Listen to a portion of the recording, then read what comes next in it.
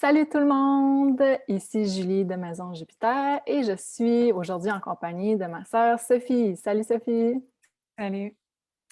J'espère que vous allez bien. Donc aujourd'hui, on se retrouve pour une nouvelle série sur les 12 signes du zodiaque pour le mois de juillet.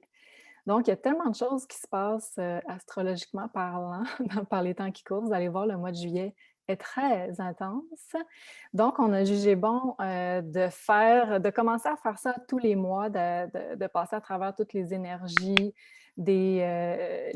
générales avec l'astrologie et le tarot, mais aussi des nouvelles lunes, pleines lunes, puis des grands événements astrologiques qui vont se passer. Donc, c'est ça, on va commencer. J'espère que vous avez bien survécu aux éclipses. C'était pas mal intense de notre côté. Je pense que vous pourrez en dire tout autant du vôtre. Et il n'y avait pas seulement les éclipses au niveau de l'intensité, il y a aussi l'événement majeur qui teinte toute l'année 2021, qui est le carré Saturne et Uranus. Et ce carré-là, il se passe 3 fois, puisque les planètes sont rétrogrades à un moment donné. Donc, l'aspect exact se passe 3 fois et on vient tout juste de passer le deuxième. Donc, mais on va le sentir toute l'année, le deuxième carré. Il était exact le 14 juin, si ma mémoire est bonne.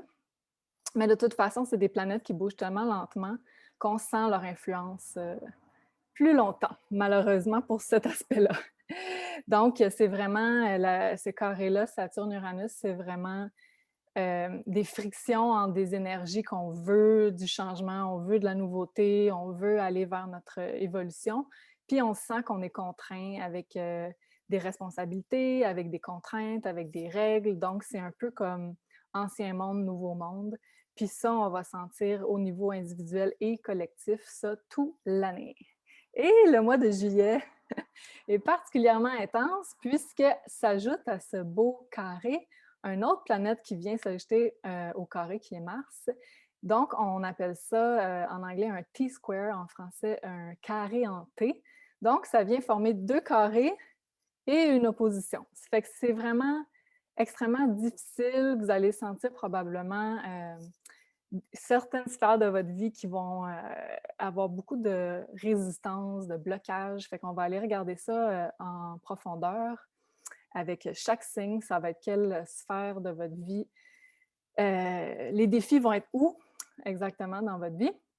Mais parallèlement à ça, il y a un aspect très positif. Donc, vous voyez, je ne suis pas juste négative aujourd'hui. Il y a un aspect très positif qui est le grand trigone. Euh, qui est parallèle à ce carré hanté. Donc, un grand trigone, c'est quand on a, mettons, 3 planètes ou groupes de planètes qui forment un trigone, qui est un aspect de support très, très favorable. Donc, un 120 degrés, un autre 120 degrés, et ça vient former un grand triangle, ce qu'on appelle un grand trigone. Et les planètes qui vont être là-dedans vont être Mars-Vénus, qui vont former à un moment donné, dans le mois de juillet, une belle conjonction en Lion. Donc, ça, c'est très positif aussi. Donc, Mars-Vénus d'un côté. Ensuite de ça, on va avoir le nœud sud en Sagittaire et Chiron et la Lune en Bélier. Donc ça va être une belle opportunité pour se défaire de schémas passés, surtout du point de vue relationnel, vu que Mars et Vénus est impliqués là-dedans. Et le nœud sud, qui est en Sagittaire, donc aussi des programmations, c'est très mental comme énergie, des blessures passées, des façons de fonctionner qui étaient basées sur des blessures puis des peurs passées. Donc, ça donne un très beau potentiel de se libérer de toutes ces choses-là. Donc, parallèlement, vous voyez, il y a de la tension, mais il y a aussi un grand potentiel de libération. Et on va avoir deux lunations durant ce mois de juillet. La première qui est le 9 juillet, ça va être une nouvelle lune en Cancer à 18 degrés pour être exact. Et cette nouvelle lune-là, eh bien, elle va être opposée à Pluton. Donc, un grand potentiel de faire un nouveau départ qui va appeler à la grande transformation profonde. Et aussi, on va sentir probablement qu'on a un besoin de légèreté à cette nouvelle lune. On veut s'éloigner le plus possible de la lourdeur, de tous les événements qui viennent de se passer de Pluton. En même temps, il y a Vénus et Mars qui sont en conjonction presque exacte. Donc, ça peut être très favorable pour le côté romantique, le côté relationnel. Nouveaux projets de couple, de famille. Donc, j'ai dit besoin de légèreté. Et on s'est senti pris au piège dans des énergies plus lourdes de l'ancien monde. Donc, on essaie d'aller plus vers la légèreté et les émotions plus positives. Ensuite de ça, le 23 juillet, on va avoir une pleine lune en Verseau au 1er degré. Et celle-là, elle va être un petit peu plus challenging, un petit peu plus difficile, puisqu'elle sera en sandwich entre Saturne rétrograde et Pluton rétrograde. Donc, on va se sentir un peu pris au piège, bloqué dans ce qu'on essaie de faire avancer probablement. Ça va être un temps collectivement plus difficile, je crois, parce que Verseau, ça parle de la population en général. Puis, on a Saturne et Pluton qui sont des planètes plus collectives. Donc, des énergies un petit peu plus contraignantes. Ah oui, et j'allais dire aussi, on a beaucoup de planètes rétrogrades durant le mois de juillet. On a Jupiter, Saturne, Neptune, Pluton et Chiron. Donc, toutes des planètes plus extérieures. Donc, on pourrait sentir que dans le collectif, ça bouge pas vite. On n'a pas le sentiment que nécessairement ça va au rythme qu'on aimerait que ça aille. Peut-être des petits blocages. C'est sûr que le rythme à l'extérieur va être un peu au ralenti. Puis ça, c'est toujours un appel pour, évidemment, faire un travail plus intérieur, d'intérioriser cette quête-là qu'on a, intérioriser nos besoins, s'occuper de nous-mêmes. Donc, voilà.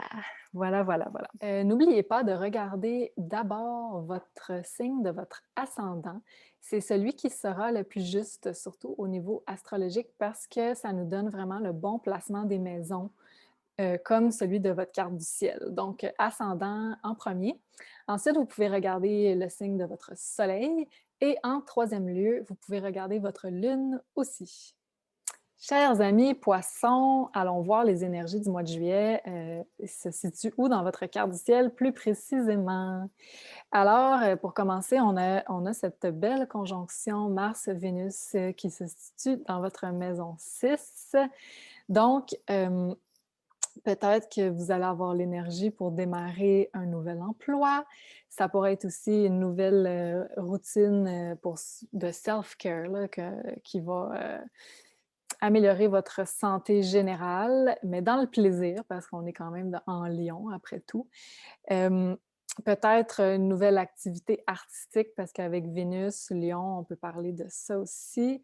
Et ben, le seul petit hic du mois de juillet, tout ne peut pas être parfait.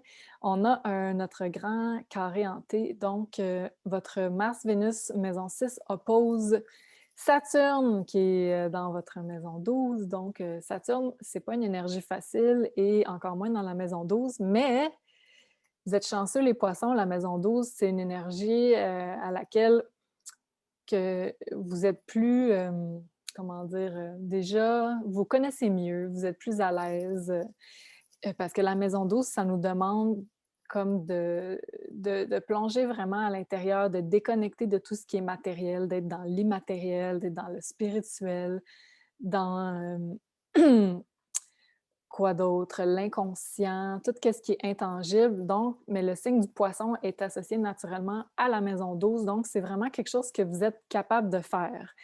Mais le Saturne vous demande d'y mettre plus de travail.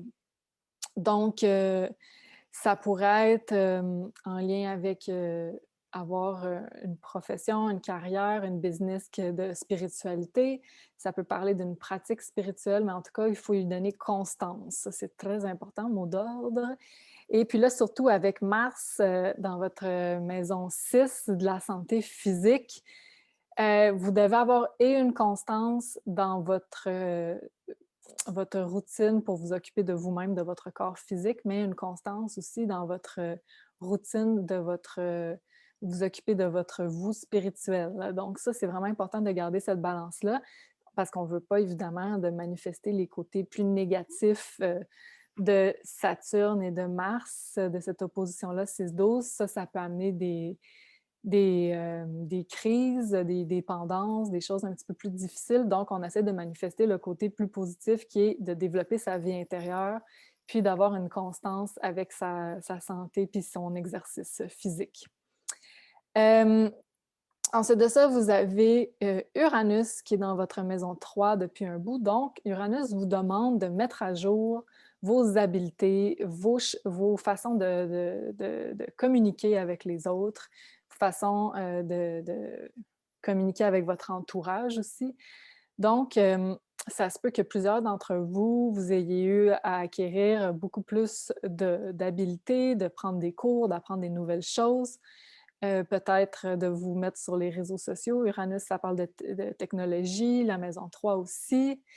Mais vous sentez quand même une résistance entre le quotidien, l'espèce d'appel du quotidien, puis cette nécessité-là d'être vraiment dans le concret, puis dans le changement, parce que là, c'est comme on vous demande de vous occuper de vous, mais sachant pas un peu qu'est-ce qui s'en vient dans l'avenir. Vous êtes vraiment en train de vous métamorphoser dans le côté pratique, dans le côté de vos habiletés. Donc, le 9 juillet, nous aurons une nouvelle lune en Cancer qui sera dans votre maison 5. Donc ça, c'est une très bonne nouvelle pour vous, surtout pour les gens célibataires, parce que ça nous parle d'ouvrir un chapitre dans la maison 5, c'est la maison de la romance, de la vie amoureuse, du plaisir, c'est la maison des projets créatifs, des vacances, des enfants aussi. Donc, un nouveau projet en lien avec la maison 5, ça c'est bien, avec le cancer. Donc, vous vous sentez bien, vous vous sentez en sécurité, vous vous sentez nourri intérieurement. Donc, ça c'est une très bonne chose. Vous allez avoir besoin de beaucoup de légèreté parce que cette nouvelle lune-là oppose Pluton. Fait qu'on désire s'éloigner du côté un petit peu plus dark. Fait qu'on va essayer de chercher la légèreté, la lumière. Et ensuite, la pleine lune en Verseau est dans votre maison 12. Donc, c'est comme si on va aller vous tester un peu pour voir si vous avez bien travaillé sur votre moi spirituel.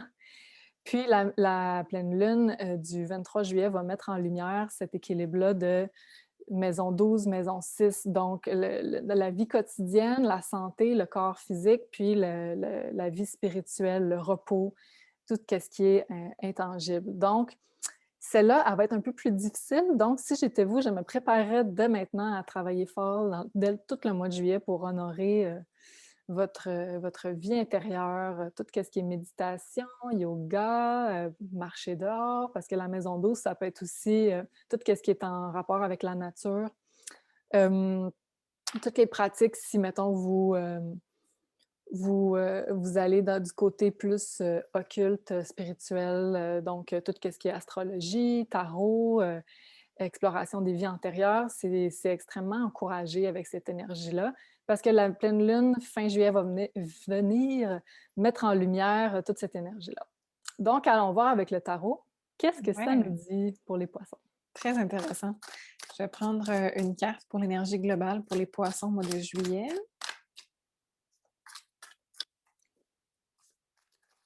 Et voilà, j'en ai 2 qui sont tombés. Alors, on a, oh là là, de l'amour, de l'amour. On a donc honeymoon stage. Et on a, attention, au doute par contre. Puis si je peux ajouter, là, je viens d'avoir un flash, Mars-Vénus dans votre maison 6, ça pourrait être une rencontre au travail pour ceux qui sont célibataires. Je vais prendre 3 cartes de tarot.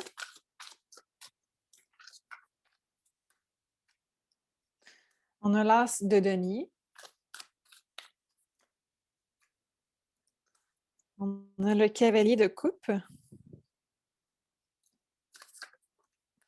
Et une troisième, on a carte majeure de la roue de fortune. Oh! Donc, je confirme, une rencontre au travail, ça pourrait être effectivement dans les cartes. Intéressant.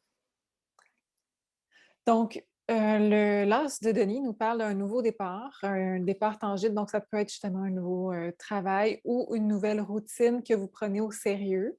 Puis, avec tout ce que tu as dit, justement, dans l'astrologie, je pense que ce serait important de prendre au sérieux notre santé physique, mentale et routine, spirituelle également. Donc, il y a quelque chose de nouveau que vous allez apporter une valeur plus importante que vous auriez fait dans le passé. Puis, c'est quelque chose qui, je pense, qui va rester un bon moment avec vous. Aussi, vous avez de l'amour dans les cartes avec le cavalier de coupe et la carte oracle qu'on avait, donc Honeymoon Stage.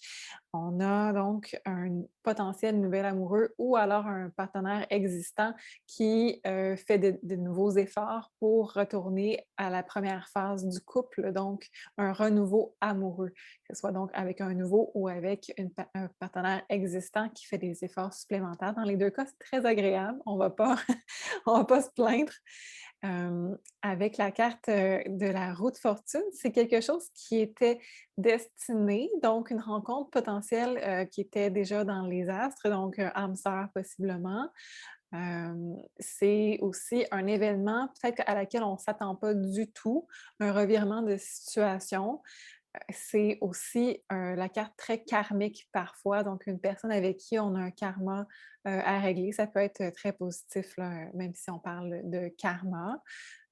Donc, c'est à ce niveau-là où on a la deuxième carte oracle qui rentre en jeu, qui était la carte des doutes. Prenez votre temps si c'est un nouveau départ, si c'est quelque chose de nouveau tant en amour qu'en travail ou routine ou quoi que ce soit. Prenez votre temps pour vous assurer que ce qui rentre en place, c'est quelque chose qui vous convient pour que ça soit justement à long terme, un investissement à long terme. Mais avec l'as de denier et la roue de fortune, j'ai pas vraiment de doute que c'est quelque chose qui a justement sa place dans votre vie, que ça soit temporaire ou à long terme, là, ça a sa place. Mais prenez votre temps pour bien l'accueillir, puis vous assurer que tout est correct pour que ça soit là plus longtemps. Super. J'ajouterais aussi, j'ai l'impression avec ces 3 cartes-là qu'on parle, il y a beaucoup de nouveaux départs pour vous les poissons. C'est comme s'il y a beaucoup de nouveautés, c'est vraiment des cartes comme d'une énergie, jeune, de changement. Fait que vous allez vous placer beaucoup dans des situations où vous vous sentez, un peu novice, là, vous savez pas trop parce que vous êtes comme dans les premiers degrés, là, de de nouveaux apprentissages-là. Puis, j'allais dire quelque chose d'autre. Ah oui, là, avec Uranus, tous les changements soudains dans votre maison 3, ça peut être aussi déplacements à court terme. Puis, on parle de la roue de fortune, donc ça se peut aussi qu'il y ait des déplacements qui soient ben, principalement en auto, là, mais des déplacements potentiels pour vous aussi pendant le mois de juillet. Oui, Excellent. super. Donc, j'espère, chers poissons, que vous avez aimé cette vidéo. Si c'est le cas, donnez-nous un petit like et abonnez-vous à la chaîne. On apprécie toujours énormément votre support. Merci beaucoup à toi, Sophie, Merci à toi. et à très bientôt tout le monde.